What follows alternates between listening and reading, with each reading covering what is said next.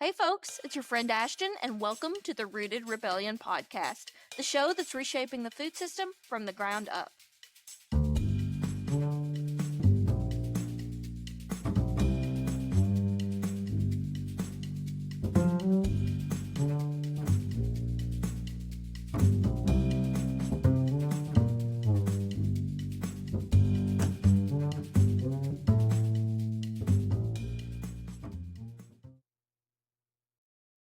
Hey friends, and welcome back to another thrilling episode of the Rooted Rebellion podcast.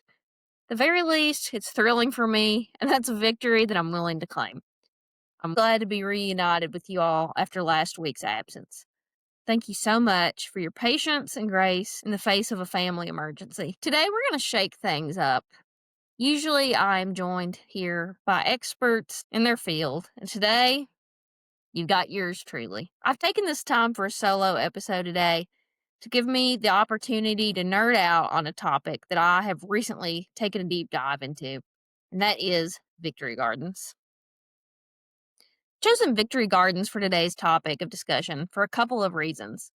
Aside from being generally fascinating, I believe that understanding and reviving the victory gardens of World War I and World War II could effectively merge the past and present of domestic food production and address some of the crises of today's food systems. In short, if adapted to today's needs, victory gardens could be implemented for the good. I have a feeling that most of you will have some knowledge of victory gardens. Perhaps you even know a family member that once planted one. But if you aren't familiar, let's start with the basics.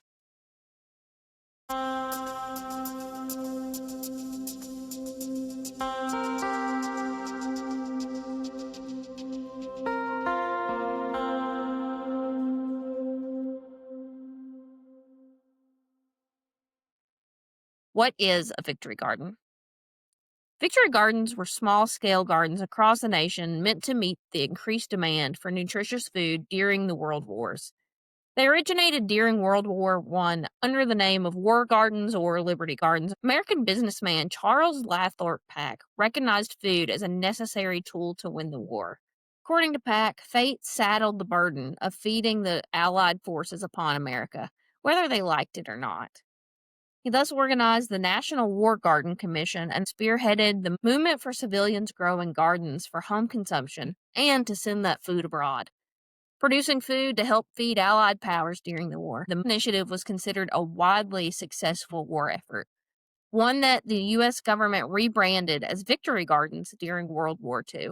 Our government marketed Victory Gardens as a war effort on the home front and endorsed the gardens through the lens of pop culture icons like Mickey Mouse and even Superman. Similarly, they highlighted government leaders like Vice President Henry Wallace and First Lady Eleanor Roosevelt. The goal within the movement being to free the nation's farm food for the men at the front. With crops from large-scale farms going to the troops, Americans had to produce their own food. And this was expected to be grown in every available space, including lawns, lots, schoolyards, window planters, anywhere that life could form. It's important to remember that many Americans were still recovering from the malnutrition of the Great Depression. So, interestingly enough, victory gardens of this time were killing two birds with one stone. The U.S. Department of Agriculture praised the virtues of these home gardens, from their ability to provide nutritious foods to the health and vigor associated with the physical activity of maintaining the gardens. The National War Garden Commission also ensured a sense of pride for those who decided to plant these gardens, seeing it as a very clear and efficient way to aid in the war efforts.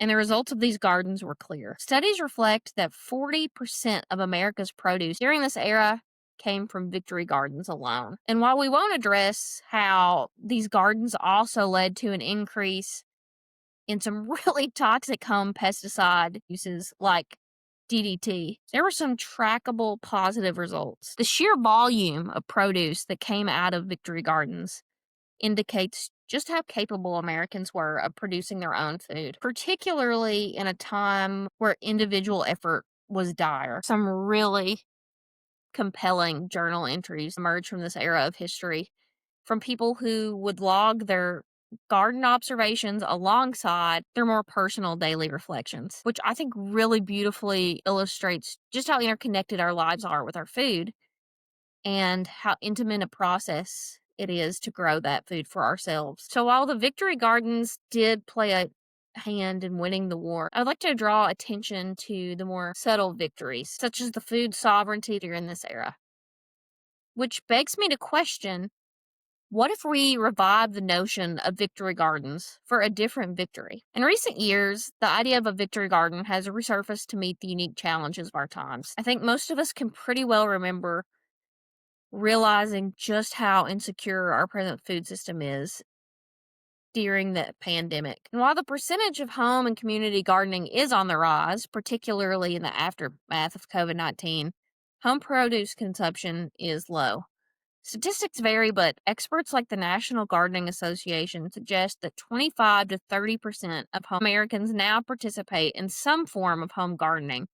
But this is mostly for the sake of supplemental seasonal crops like tomatoes and peppers, not for staple sustenance. But I think victory gardens represent our ability as a nation to become our own food producers. Thankfully, we are not in the midst of a world war, but there are some very serious battles that are no less real at our doorstep, whether it be climate crises or the health challenges that emerge from our highly processed diet. So, what if we were to shift the notion of a victory? Let's make it more personal. Maybe you are seeking food sovereignty or improved health. Maybe you want improved access to nutritious foods or even just a strengthened relationship to the earth. Propose that victory gardens are a very real solution to any number of obstacles. And here's why I think it works. While victory gardens during the World War were produced to provide the primary food source for many, there was a lot of flexibility in how they were planted. As I've already mentioned, victory gardens could and were planted in any available growing space. I think so often we have this image in our mind of what can and can't be used as a garden. Maybe you don't have a 20 by 20 space in your backyard where you are producing crops year round, but I can pretty much guarantee that everyone here could grow herbs in their windowsill or collaborate with their neighbors for a shared lawn garden. And I think that's another part of the beauty of victory gardens. It promotes creativity. They challenge civilians to grow what they were able where they were able. And with that, it fostered a strong sense of community, patriots fighting for a shared cause. And I'm not saying that we have to make this a political project. In fact, I don't think it should be political at all. Food is for people, not for politics. But just as everyone has to eat, everyone can be involved in some facet of gardening, whether it be seed procurement or weeding, or maybe you are the designer and you help your community create the plans. And it's beautiful to me because you can plan it for any variety of reasons. A few that come to mind include reducing your carbon emissions, making nutritious, sustainable food more available to your community, and taking ownership of what's going on your plate. I think through this lens, victory gardens have the potential for us all to have a more active hand in our food system's future. And I am certainly not the first or only one to think so. In 2018, a nonprofit called Green America launched their Climate Victory Garden campaign, urging concerned citizens to adopt the wartime gardening approach to detract from the effects of climate change and make nutritious foods more cost effective. Now, with that, Green America offers educational resources to help new gardeners and experienced growers looking to adopt regenerative practices. So, this nonprofit very much promoted victory gardens through the lens of mitigating climate change. Some of their tips covering soil, composting, ditching chemicals, and encouraging biodiversity. And even though I am always going to advocate for regenerative farming practices, I think it's important to note that your methods are likely going to change with what your notion of a victory is. So now that you've listened to this podcast, what do you do now? If you think that victory gardens interest you and you feel that you want to move forward, I have critical steps that I think are going to help you. Number one, I want you to sit down with a piece of paper. I want you to identify your why. Name your victory. And this is going to look different for each and every one of us. Why do you want to grow your own food? How is it going to enrich your life? Because I want you to remember this when you are having some failures, or maybe you're just feeling a little overwhelmed because you're not sure where to turn next. Identify your victory so you have something to move and work towards. Number two, I want you on that same piece of paper to list your resources. I want you to identify all that you have to pour into this project. So maybe you have a patch of land where you can plant your food, or maybe you have an abundance of time to work in your garden. Maybe you don't have any of these, but maybe you have a really solid group of friends that are all interested in coming together to plant food. Now, once you start to list your resources, you're probably going to start to notice some holes in the system. So you've got land, but you don't have time. Maybe you have time and land, but you don't feel like you have the finances to purchase materials. That's where step 3 comes in. And that is phone a friend. Now, phoning a friend is going to look different for everyone, depending on your resources and your victory that you've identified already. Phone a friend is reaching out to anyone that you feel can help you achieve this victory with your garden.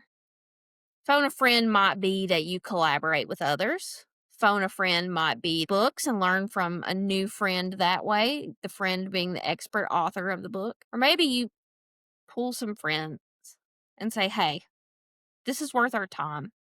Let's do this together. So again, those steps are identify your victory, list your resources, and phone a friend. These are not in any of the official wartime PSAs or how-to guides for victory gardens. They are my advice for you moving forward. Should you choose to accept these tips, I think you might find yourself pleasantly surprised by the results. I know today's a short episode, but I am no less thankful that you took time out of your busy schedule to join me here today. Friends, until we meet again, stay rooted.